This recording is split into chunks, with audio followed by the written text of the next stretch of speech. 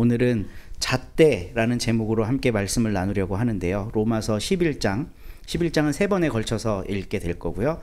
오늘도 매우 중요한 내용이 기록되어 있습니다. 로마서는 중요하지 않은 구절이 없어요. 사실은 그 16장에 가면 문안 파트가 나오거든요.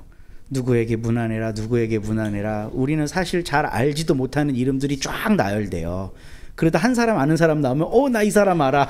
이제 이렇게 되는 거죠. 근데 그것도 하나하나 의미가 있습니다. 바울의 사역을 도왔던 사람, 친척이었던 사람. 친척이 돕는 게 진짜 쉬운 일이 아니에요. 네. 그런 중요한 이야기들이 로마서에 가득 기록되어 있으니 이번 기회를 통해 로마서 한 16번쯤 읽어보시면 좋겠습니다. 16장까지 있으니까요. 이 그림이 뭘까요? 주번을 보셨는데 왜냐 우리에게 익숙한 이름이 아니어서 인사를 안 해서 생각이 안 났을 수도 있습니다. 함께 인사하겠습니다. 샬롬. 승리하세요. 세상 누구보다 사랑합니다. 네, 이종호 형제님도 반갑고 호주에서 오신 박선미 집사님, 정재영 집사님 주님의 이름으로 환영합니다. 이 그림은 아말렉을 물리친 여호수아를 그린 그림이에요. 바닥에 나뒹굴고 있는 게 아말렉일 거고 아마 무찌르고 있는 게 여호수아의 군대겠죠. 사실 이 그림은 완전히 고증이 잘못됐습니다. 완전히 고증이 잘못됐어요. 지금 요 위에 산 위에 누가 있나요? 모세. 네, 모세 옆에 이제 손 같이 들어주는 사람들 있고 이제 여호수아는 내려가서 장군으로 싸우고 하는 상황인데 손 내려가면 아말렉이 이기고 손 들면 이제 이스라엘군이 이기고 하는 장면인데 이게 왜 틀렸냐면요. 이건 1600년대 당시를 그린 그림이에요. 지금 기원전 3000년입니다, 거의. 그때 이런 무기를 갖고 싸우지 못했어요. 이건 지금 철기로 무장하고 있는 사람들이잖아요. 그리고 말도 앞에 고삐를 채우고 등자를 채워서 이제 싸우죠. 이거는 중세 때 발견된 거예요. 우리가 고대 이제 이집트나 로마 영화 같은 걸 볼 때 말 타고 막 싸우는 거 있죠. 그거 다 100% 다 거짓입니다. 그때는 말은 이동수단이었지 말 위에서 싸울 수가 없었어요. 등자라고 이제 말에 안장을 얹은 다음에 발을 지지하는 게 이제 등자거든요. 그 등자는 중세시대 때 개발이 돼요. 이 등자가 없으면 말 위에서 칼을 휘두를 수가 없어요. 그렇겠죠. 힘을 지지하고 받쳐야 되는데 칼을 휘두를 수가 없잖아요. 그래서 유럽 사람들이 몽골 군대에게 속수무책으로 졌습니다. 왜냐하면 이제 유럽은 기마술이 아니라 말은 장군들이 빨리 이동하는 용도였고 내려서 칼 들고 싸우는 거예요. 근데 몽골 사람들은 몽골 말이 작거든요. 그 유럽 말은 더 크잖아요. 이 작은 말이 그리고 이제 말이 원래 두 발씩 이렇게 달리거든요. 근데 몽골 말은 사륜이에요. 네 발로 걸어요. 이렇게. 이게 어떤 차이가 있냐면 두 발로 뛰는 말은 승차감이 안 좋습니다. 그래서 뛸 때 내가 한번 이렇게 올라가요. 근데 네 발로 뛰는 말은 소리 없이 강하다. 슉 이렇게 평지를 가는 것처럼 가는 거죠. 그러니까 몽골 말을 탄 몽골 군인은 그 말 위에서 활도 쏠 수 있었고 칼도 쓸 수 있었어요. 승차감이 좋기 때문에. 근데 유럽 말들은 그런 게 안 돼서 등자가 개발되기 전까지는 기마술이라는 건 없어요. 그래서 등자가 개발되고 난 다음에 장군들, 기사들이 긴 칼 들고 싸우는 거예요. 그게 이제 그래서 원래는 병사가 다 죽어야 이기는 거지만 우리 남자 대 남자로 기사 한 명만 싸우자 이런 건 이제 중세 시대의 문화입니다. 등자가 개발되고 난 다음에 그러니까 그때 당시의 전쟁을 그린 거겠죠. 1600년대 1625년 그림입니다. 근데 우리는 성경의 이야기를 잘 알고 있어요. 하나님의 군대가 이 저 사악한 민족인 아말렉을 무찔렀다고. 그렇죠? 가나안에 있는 7부족을 하나님의 군대가 정복하게 하셨다고. 그게 여호수아의 이야기죠. 하나님의 역사하심을 믿으십니까? 이거를 믿는 사람들이 지금 유대인들이에요. 그래서 지금 거기 우리 땅이라고 막 하마스랑 싸우고 있죠. 여봐, 하나님이 우리한테 준 건데 신의 뜻이야 라고 말하는 사람들이 이스라엘을 건국한 거예요. 그 역사가 아직까지 이어지고 있기 때문에 제가 이 그림을 가지고 왔습니다. 근데 우리가 한번 질문해 봐야 돼요. 이들의 전쟁은 정당했나? 정당하지 않았어요? 성경을 안 믿으시는 건가요? 지금 성경에 지금 하나님이 저 악한 민족을 벌하라고 하셨는데 이 싸움이 정당해요, 안 정당해요? 근데 그때는 선택의 여지가 없지 않았어요? 선택의 여지가 없어요? 가나안을 정복 안 하면 도로 건너가야 되는데. 강을 도로 건너야 돼. 네, 그럼 오늘 말씀을 한번 살펴보겠습니다. 오늘 로마서 이야기에 이것과 아주 밀접하게 연관된 얘기가 나오기 때문에 그래요. 우리 11절, 12절 신집사님 읽어주세요. 그러면 내가 묻습니다. 이스라엘이 걸려 넘어져서 완전히 쓰러져 망하게끔 되었습니까? 그럴 수 없습니다.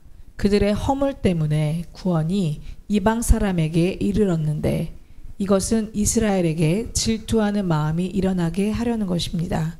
이스라엘의 허물이 세상의 부요함이 되고 이스라엘의 실패가 이방 사람의 부요함이 되었다면 이스라엘 전체가 바로 설 때에는 그 복이 얼마나 더 엄청나겠습니까? 네, 지금 11장에서 아니 1장부터 11장까지 바울이 끈질기게 주장하는 게 뭐냐 하면 유대인의 시대가 끝났다는 거예요. 그렇죠? 율법 이제 더 이상 필요 없어. 그럼 뭐가 필요해요? 하나님의 선택이 필요해요. 근데 하나님이 누굴 선택했다고 바울은 주장하고 있죠? 이방인을 선택했다고 주장해요. 왜냐하면 유대인은 안 믿는데 이방인은 믿잖아. 지금 로마에 있는 기독교인들이 교회를 세우고 믿고 있잖아요. 바울은 그걸 증거로 본 거예요. 믿지 않는 유대인들은 이제 하나님의 선택으로부터 끝난 거예요. 근데 믿는 이방인들은 어떻게 됐어요? 하나님의 선택을 받고 구원을 받은 백성이 됐어요. 그러니까 토기장이 비유 이야기를 하면서 하나님이 그렇게 빚었다는데 니들이 왜 난리냐? 유대인들이 끈질기게 항의했을 거 아니에요. 바울의 말이 틀린 이유, 역사적으로 잘못된 이유, 성서적으로 잘못된 이유 계속 반박을 했을 거 아니에요. 바울이 그래서 로마서라는 책을 통해서 그런 것들의 논증을 하고 있는 거예요. 나는 틀리지 않았어. 왜냐하면 나는 하나님이 어떻게 선택해 나가셨는지를 봤기 때문이야. 그래서 10장 11장에 보면 유대인 중에도 저주받은 사람이 있다 없다? 있다. 심지어 다윗의 입을 빌려서 저들이 밥상 먹다가 망하게 해주시고 등이 꼬부라지게 해주시고 이런 저주까지 받은 유대인들이 있다는 걸 이야기하고 있어요. 그러니까 유대인이라고 하는 혈통적인 조건만으로 구원받을 수 있다라고 생각하는 건 잘못됐다는 거죠. 결국은 믿어야 되는 거고 이 믿음은 하나님의 선택으로부터 온다는 겁니다. 근데 바울은 다시 한번 이스라엘을 편드는 이야기를 해요. 우리는 이거 잘 알지만 항상 바울은 뒤통수를 치죠. 근데 오늘은 다른 뒤통수를 칩니다. 어떤 뒤통수를 치는지 볼게요. 이스라엘이 걸려 넘어져서 믿음 없이 하나님으로부터 분리된 건 확실해요. 그래서 그들의 허물 때문에 이 하나님의 선택이 이방 사람들에게 이르렀어요. 근데 이 이유가 뭐래요? 이스라엘에게 질투하는 마음을 갖게 하기 위해서래요. 그러면 이건 뭘 의미하는 거냐면 언제든지 이스라엘이 다시 마음을 고쳐먹고 하나님을 믿으면 예수 그리스도를 믿으면 하나님이 어떻게 하신다? 이스라엘을 다시 회복시키신다는 거예요. 바울은 그러니까 이스라엘을 편들려고 이 말을 하는 게 아니라 자기가 하고 있는 이 말을 더 논리적으로 설득력 있게 하려고 이 말을 하는 거예요. 믿음이 하나님의 선택의 증거라 그랬죠. 그러니까 이스라엘 사람이라고 무조건 다 배제가 아니라는 거예요. 너네도 믿으면 돼. 이 얘기를 하고 있는 겁니다. 그래서 이스라엘의 그 허물, 선택하지 않았던 그 허물 때문에 이 이방 사람들이 부요함을 누리게 됐고 이스라엘의 실패가 이방 사람의 부요가 되었다면 이스라엘이 다시 하나님께로 돌아와서 예수를 받아들일 땐 어떻게 될까? 그 복이 엄청날 거다라고 이야기를 하고 있는 거예요. 그래서 13, 14, 15절 이야기가 펼쳐지는데 우리 이수진 집사님 읽어주세요. 이제 나는 이방 사람인 여러분에게 말합니다. 내가 이방 사람에게 보내심을 받은 사도이니만큼 나는 내 직분을 영광스럽게 생각합니다. 나는 아무쪼록 내 동족에게 질투심을 일으켜서 그 가운데서 몇 사람만이라도 구원하고 싶습니다. 하나님께서 그들을 버리심이 세상과의 화해를 이루는 것이라면 그들을 받아들이심은 죽은 사람들 가운데서 살아나는 삶을 주심이 아니고 무엇이겠습니까? 네, 바울은 로마서 1장에서 우리가 첫 번째 시간에 바울의 자기소개서라는 제목으로 말씀을 나눴었는데요. 바울은 자기 정체성을 두 가지로 이야기를 합니다. 나는 예수 그리스도의 종이다. 그리고 두 번째, 나는 이방인들을 위해 부름받은 사도다. 이게 이제 바울의 자기 정체성이에요. 그러니까 바울은 지금 유대인들을 구원하기 위해 선교 활동을 하고 있는 게 아니에요. 우리 지난주 로중에 한 번 말씀 기억하시는 분 있을 테지만 고린도에서 바울이 유대인들하고 논쟁을 하잖아요. 근데 이놈들이 아무리 얘기를 해도 듣지를 않는 거예요. 그러니까 바울이 뭐라 그래요? 난 할 만큼 했어. 이제 저주받는 건 니네 몫이야. 이렇게 하고 이제 바울이 유대인들로부터 이렇게 분리가 되잖아요.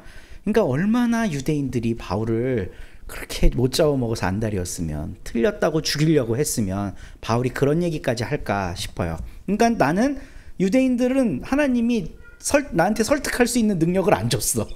그렇기 때문에 난 이방인을 위해 부름받은 사도인데, 그럼에도 불구하고 나도 유대인이고 예수도 유대인이고 우리가 유대인이니까 그 중에 질투심이 있는 몇몇 사람이라도 좀 구원이라도 하고 싶다.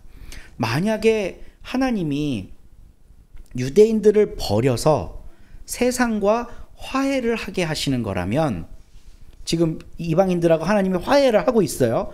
다시 유대인들을 받아들이심은 부활하고 같다는 거예요. 이게 진짜 바울이 천재적인 지금 수사학을 쓰고 있는 건데요. 유대인이 죽어요. 하나님을 안 받아들였어요. 근데 하나님이 이들을 다시 받아들여줘. 그럼 그게 뭐예요? 이들이 부활한다는 거예요. 죽은 사람들 가운데서 살아나는 삶을 하나님이 주시는 거다, 이건. 그러니까 유대인은 율법에 얽매여 갖고 예수 그리스도를 통해 보여주신 하나님을 선택하지 않았어요.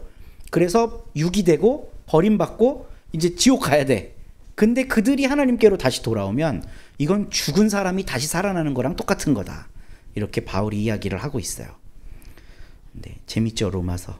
네, 16, 17, 18절 우리 김주경 집사님 읽어주세요. 만물로 바치는 빵 반죽 덩이가 거룩하면 남은 온 덩이도 그러하고 뿌리가 거룩하면 가지도 그러합니다. 그런데 참 올리브나무 가지들 가운데서 얼마를 잘라내시고서 그 자리에다 돌 올리브나무인 그대를 접붙여 주셨기 때문에 그대가 참 올리브나무의 뿌리에서 올라오는 양분을 함께 받게 된 것이면 그대는 본래의 가지들을 향하여 우쭐대지 말아야 합니다. 비록 그대가 우쭐댈지라도 그대가 뿌리를 지탱하는 것은 아니라 뿌리가 그대를 지탱한다는 것을 명심해야 합니다. 네, 이건 문자적으로만 한번 해석해 볼게요. 참 올리브 나무 가지가 있어요. 줄기가 있고 가지가 있어요. 근데 가지 몇 개를 잘라냈어. 이건 이제 유대인들을 잘라낸 걸 의미하는 거겠죠. 거기다가 저 바깥에 있는 아무것도 아닌 돌 올리브나무 가지를 여기다 막 붙였어요.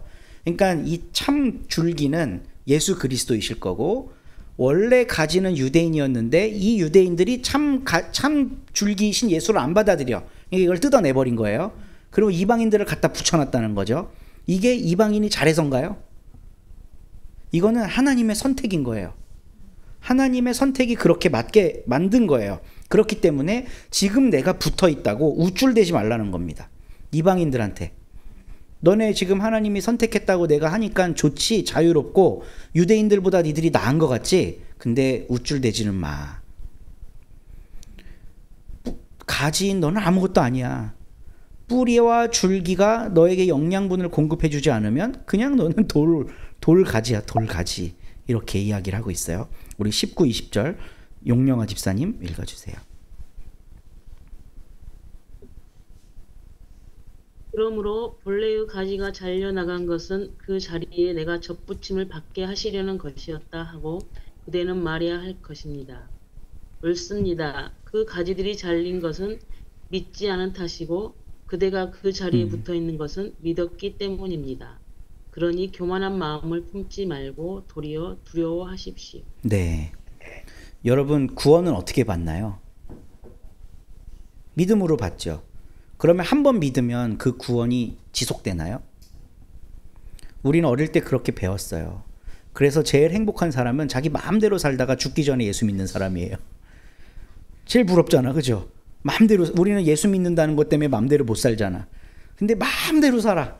그러다가 한 90쯤 돼갖고 딱 죽기 전에 내가 예수 믿을게 하고 받아들이면 얼마나 부러워요, 그런 게. 근데 바울은 그런 믿음, 그런 구원 가르친 적 없어요. 성경도 그런 믿음, 그런 구원 가르친 적 없어요. 믿음으로 내가 의롭게 된 다음에 내가 살아가야 될 삶이라는 게 있는 겁니다. 우리 흔히 구원을 뭐에 비유하냐면 이스라엘의 출애굽에 비유하거든요. 근데 여러분 생각해 보세요. 억압하는 이집트로부터 출애굽했어요. 그러면 그 다음부터 이스라엘 백성은 행복할까요? 40년 동안 광야에 살아야 돼요. 구원은 광야로 나가는 거라는 거예요. 그럼 광야에서 그 구원받은 삶을 마무리하고 나면 이제 가나안 복지 귀환성에 들어가죠. 가나안 복지 귀환성에 들어가면 행복할까요? 그때부터가 진짜 삶이에요. 광야에서는 내가 씨 뿌리고 거둘 수가 없어. 내 소유가 없어. 전적인 하나님의 은혜로 만나와 메추라기 내려주시는 것만 먹고 살아야 돼요. 근근히 하나님만 바라보고 사는 삶을 40년 동안 훈련해. 그리고 가나안 땅에 들어가면 그때부터는 유혹과 시험이 펼쳐집니다.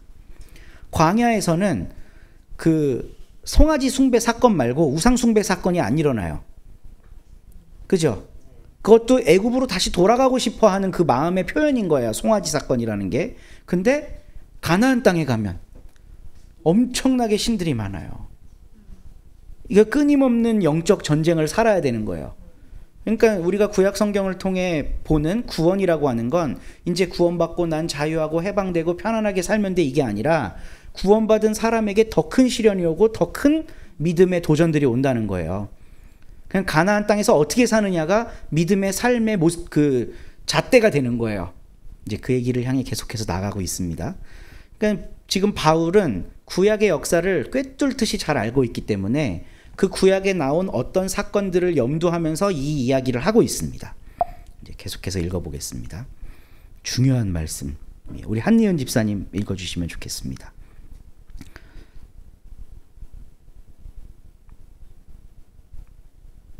하나님께서 본래 기자들을 아끼지 않으셨으나, 잠시만요. 네. 젖붙은 가지도 아끼지 않으실 것입니다. 그러므로 하나님의 인자하심과 준엄하심을 생각해 보십시오. 하나님은 넘어진 사람들에게는 준엄하십니다. 그러나 그대가 하나님의 인자하심에 머물러 있으면 하나님이 그대에게 인자하게 대하실 것입니다. 그렇지 않으면 그대도 잘릴 것입니다. 네, 너무 무섭죠? 그 똑바로 안 하면 니네도 잘려. 지금 이 얘기하고 있는 거예요. 너무너무 중요하고 무섭지만 복음의 핵심으로 다가가고 있습니다. 레위기 18장을 한번 읽어보려고 하는데요. 레위기는 광야에서 이스라엘 백성에게 주어진 하나님의 율법의 말씀이에요. 어떻게 예배드려라 하는 게 주된 말씀이에요. 앞에 이제 이스라엘의 제사들에 대해 쫙 설명을 하고 그 제사를 드리기 위해 제사장은 어떻게 해야 되는지, 예물은 어떻게 해야 되는지, 이거를 굉장히 긴 시간 할애를 해서 설명을 합니다. 이게 다 뭘 위해서냐 하면 이스라엘이 거룩한 백성이 되기 위해 하나님이 주신 율법이에요. 그러면 이스라엘 백성은 이 율법을 갖고 가나안 땅에 들어가서 살아야 되잖아요. 가나안 땅에서 이 율법을 잘 준수하며 살아야 될 거 아니에요. 그렇죠? 근데 그렇지 않으면 어떻게 되는지를 하나님이 알려주고 계신 대목입니다. 주집사님 읽어주세요. 너희보다 앞서 그 땅에서 살던 사람들은 이 역겨운 모든 짓을 하여 그 땅을 더럽히고 말았다. 너희가 그 땅을 더럽히면 마치 너희보다 앞서 그 땅에 살던 민족을 그 땅이 토해냈듯이 너희를 토해낼 것이다. 네. 레위기 18장 27절에서 28절 말씀. 아멘. 네, 점심 요절 같이 외워주셔서 감사합니다. 점심 식사하실 수 있겠습니다. 지금 제가 아까 서두에 여쭤봤잖아요. 여호수아가 아말렉이나 그 가나안 7부족을 정복한 게 합당해요?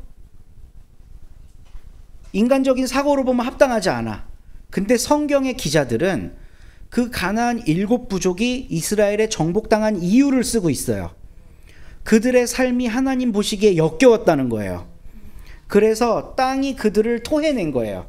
그러니까 이거는 이스라엘이 잘해서 들어간 것 아니다? 아무 상관없어. 원래, 그러니까 지금 아말렉은 원래 올리브나무 가지예요. 하나님의 약속의 땅 가나안에 하나님이 정착하게 한 민족들 아니에요. 근데 그 가지를 하나님이 지금 잘라내버렸어. 왜 잘라냈어요? 이들이 하나님의 뜻대로 안 살기 때문에. 하나님이 보시기에 역겨워서, 더럽혀서, 더러운 짓을 해서. 그래서 그 가지들을 잘라내고 지금 저 이집트에서 거짓골을 하고 올라오고 있는 이스라엘 백성을, 이 돌 무화과 나무 가지 같은 애들을 가나안 땅에 접붙여 주신 거예요. 그쵸? 그러면서 애들한테도 경고를 합니다. 너희도 똑같아. 너희가 그 땅을 더럽히면 니들보다 앞서서 그 땅에 살던 민족을 그 땅이 토해내듯이 너희도 토해낼 것이다. 네. 바울은 이 개념을 정확하게 알고 있었던 사람이에요. 이 성경은 언제 쓰여졌다? 포로기 이후에. 이 포로기 이후에 신학자들, 유대 신학자들은 어떤 생각을 갖고 있었냐면, 우리는 왜 망했을까? 이걸 성찰하지 않았겠어요? 이걸 성찰하다 보니까 하나님께 역겨운 짓을 우리 조상들이 했구나. 율법을 지키지 않고, 하나님이 주셨던 예배법 제대로 지키지 않고, 고아와 과부와 나그네를 사랑하라고, 그래서 아브라함처럼 누구라도 우리 집가를 지나가면 마음껏 먹이고 마음껏 쉬게 해줄 수 있는 이 정신을 우리가 잃어버리고 하나님 보시기에 악행을 했기 때문에 우리가 망했구나 라고 성찰했을 거 아니에요. 바울은 그 유대 신학자들의 전통을 지금 설명하고 있어요. 이 믿음이라고 하는 키워드가 달라지긴 했지만, 근데 과거도 믿음 똑같습니다. 하나님 제대로 믿었으면 이스라엘 백성이 잘 살았겠죠. 그러니까 하나님 제대로 안 믿은 거예요. 가나안 땅에서. 그래서 징벌받은 겁니다. 그러니까 믿음이라고 하는 키워드로 기존의 이스라엘 백성들이 잘려나간 가지가 됐어요. 그리고 이방인들에게 특별한 은혜가 주어져서 이들이 믿었고, 하나님이 썩어져가는 돌 무화과 가지 나무들을 주워다가 생명이 있는 줄기에다가 접붙여 주셨어요. 이게 은혜인 거죠. 그러면 접붙임 받은 그 사람들은 어떤 마음을 가지고 살아야 되느냐? 아싸, 이제 우리 차례다. 이제 우리가 주고 저들은 아주 잘못된 삶을 산 거야. 가톨릭 교회에 오랜 시간 동안 만연해 있었던 그 유대 혐오주의 같은 걸 생산해내는 거죠. 유대교회는 망했기 때문에 유대는 이제 끝장이야.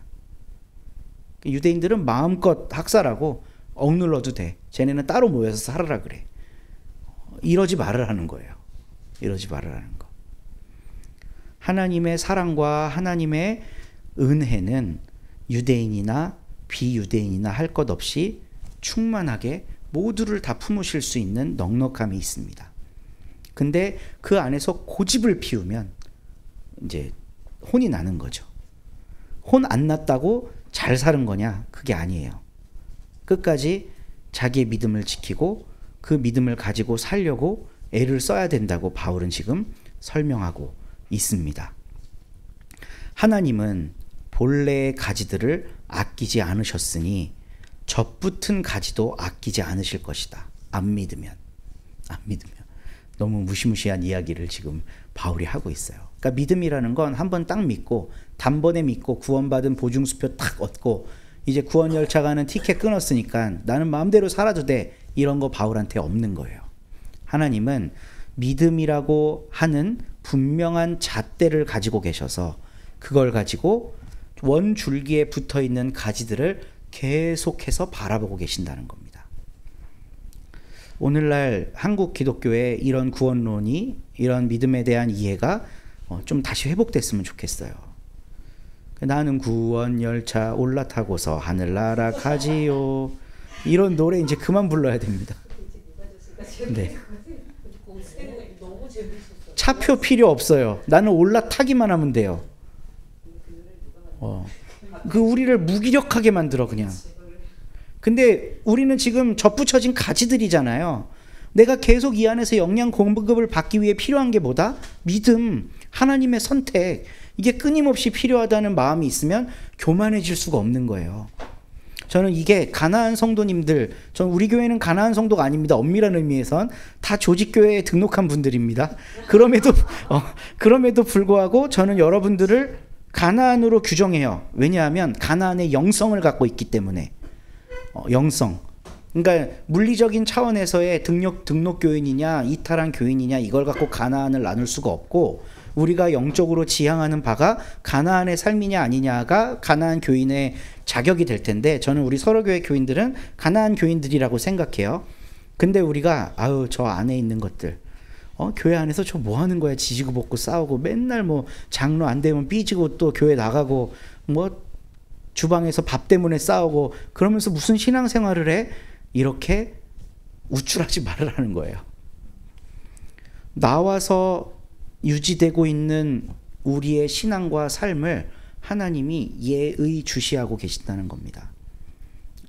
어떤 가나안 영성을 계속해서 지속하며 가고 있는지, 그 안에서 우리들끼리 서로 축복하고 교제하고 사랑을 나누며 잘 살아가고 있는지, 하나님의 관심은 거기까지 닿아 있다는 거죠. 이제 우리는 탈출했으니 신나게 살면 돼, 이게 아니라는 겁니다. 네. 하나님은 넘어진 사람들에게 준엄하시답니다. 그러나 그대가 하나님의 인자하심에 머물러 있으면 하나님이 그대를 인자하게 대하실 겁니다. 이 말씀을 붙잡고 하나님의 인자하심을, 이 잣대가 하나님의 잣대구나 하는 걸 인정하고 붙잡고 나아가는 우리 서로 공동체가 되기를 간절히 바라봅니다. 이스라엘이 잘나서 아말렉 친 거 아닙니다. 아말렉이 잘못해서 하나님이 심판하신 겁니다. 그래서 또 똑같은 기준으로 하나님은 이스라엘도 심판하십니다. 우리도 예외는 아닙니다. 하나님의 잣대에 민감한 우리 서로님들 되기를 간절히 바라봅니다. 우리 마지막 절 이것만 읽고 마칠 텐데요. 누구를 할까요?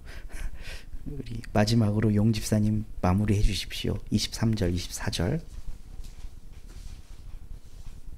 믿지 않았던 탓으로 잘려나갔던 가지들이 믿게 되면 그 가지들도 접붙임을 받게 될 것입니다. 하나님께서는 그들을 다시 접붙이실 수 있습니다. 그대가 본래의 돌 올리브 나무에서 잘려서 그 본성을 거슬러 참 올리브 나무에 접붙임을 받았다면 본래 붙어있던 이 가지들이 제 나무에 다시 접붙임을 받는 것이야 얼마나 더 쉬운 일이겠습니까? 네, 이스라엘 백성이 돌아오는 게 더 쉽다는 거죠. 네. 믿기만 하면 되는 겁니다. 그러니까 이것도 좀 우리의 비유에서 설명을 해본다면, 믿음을 맛보고 하나님을 경험했던 사람들이 더 진지하게 하나님을 믿는데 좀 더 유리하지 않을까, 그런 생각해 봅니다. 그러니까 가나안 경험이 있으신 우리 서로님들은 하나님의 잣대를 나의 잣대로 삼기에 좋은 조건들을 만들어가고 계십니다. 우리 함께 찬양하면서 나아가겠습니다.